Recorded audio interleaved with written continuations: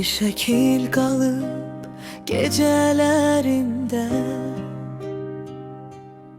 sesini aktarıram küleklerde. Hamı gider belki bir gün menden, sen kal yüreğimde hemşelik sen.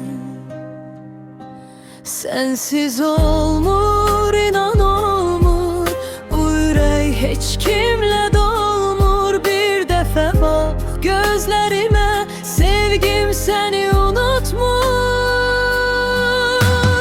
Ben yine seni severim, zaman geçse de gözlerim. Yağış yağar seni hatırladar, küçeler adını pıçıldayar.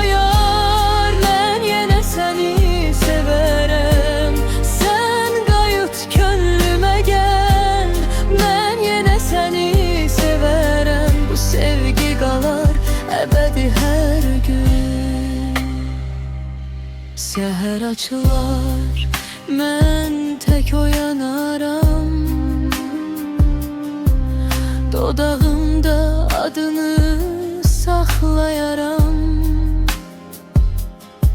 Bir yol ver, yine sənə sarılım. Gecelerde seninle tamamlanım. Sensiz olmur, inan olmur, bu yürek hiç kimle dolmur. Bir defa bak gözlerime, sevgim seni unutmur. Ben yine seni severim, zaman geçse de gözlerim. Yağış yağar seni hatırladar, küçeler adını pıçıldayar.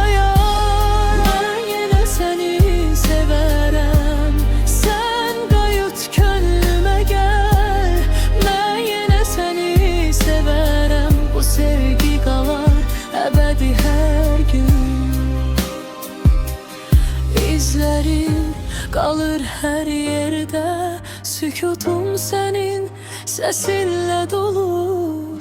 Bir gün dönsem bilirim, bu kalp yine sana yer bulur.